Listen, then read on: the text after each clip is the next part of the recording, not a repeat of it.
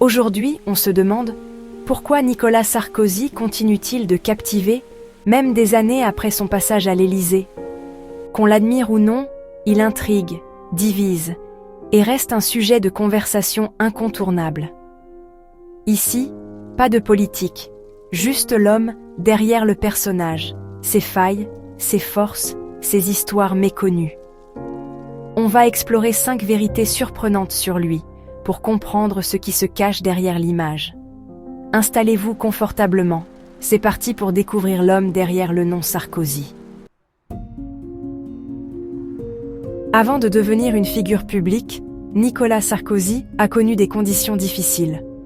Enfant, il vivait dans un appartement sans eau courante. Aller chercher l'eau sur le palier faisait partie de son quotidien. Cette enfance modeste a forgé sa détermination et sa volonté de réussir. Grandir sans confort lui a appris à ne rien prendre pour acquis.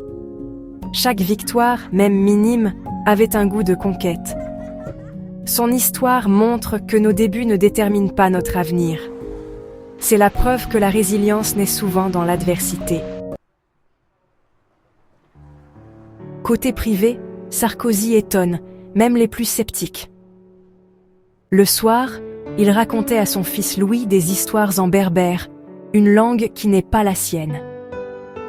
Ce rituel, loin des projecteurs, révèle un homme qui n'a pas peur de sortir des sentiers battus.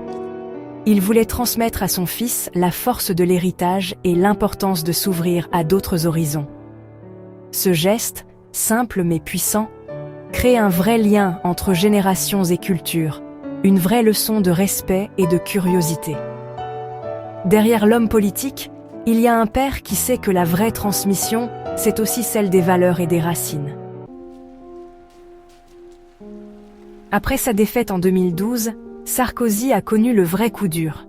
Solitude, perte de repères, remise en question, comme beaucoup d'hommes après un échec. Il a décrit cette période comme un choc brutal, une vraie traversée du désert, où il a dû encaisser et se relever. Loin du pouvoir, il s'est recentré sur l'essentiel.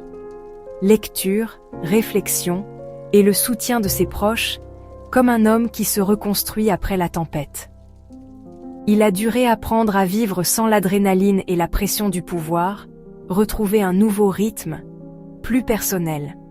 Cette chute, profondément humaine, l'a obligé à se remettre en question, à se forger une nouvelle force intérieure. Elle nous rappelle que même les plus solides peuvent douter, mais que c'est dans l'épreuve qu'on se construit vraiment. Car souvent, c'est dans ces moments difficiles que les hommes puisent leur vraie force. C'est rare, mais Sarkozy a pris la plume avec passion pour assumer ses erreurs et demander pardon, un geste fort. Il revient sur ses maladresses, ses mots parfois durs, sans détour ni faux semblant. Reconnaître ses torts devant tout le monde, c'est faire preuve de courage et de lucidité. Ce livre, c'est comme une lettre d'excuse adressée à la France, un acte d'humilité qui force le respect. Il nous montre que la vraie grandeur, c'est aussi savoir reconnaître ses faiblesses et les affronter. Le pardon, même pour un ancien président, c'est un chemin difficile, mais c'est aussi une libération, une force. Une vraie leçon de rédemption qui parle à tous les hommes.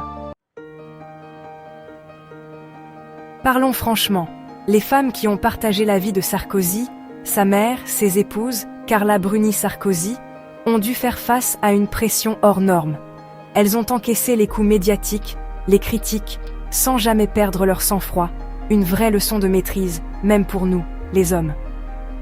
Prenez Carla. Malgré la lumière des projecteurs et les attaques, elle est restée fidèle à elle-même, un exemple de solidité. Leur force, c'est la résilience. Avancer, se réinventer, protéger leur famille. Des valeurs qui parlent aussi à tout homme qui veut tenir bon. Ces femmes sont des modèles de persévérance, tout comme les hommes qui affrontent l'adversité au quotidien. Leur parcours prouve que la résilience, c'est traverser la tempête et en sortir plus fort, une leçon universelle. Un hommage à la force féminine qui inspire aussi les hommes à ne jamais lâcher. Voilà, J'espère que ce regard différent sur Sarkozy vous a donné matière à réflexion. La résilience, c'est aussi l'affaire de chaque homme, qu'il soit sous les projecteurs ou dans l'ombre. Rejoignez-nous sur harmonium.com, une communauté où chaque homme peut partager son parcours et ses défis. Découvrez la collection Résilience, des objets porteurs d'histoires vraies et inspirantes pour hommes. Merci d'avoir été là, prenez soin de vous, et à très bientôt.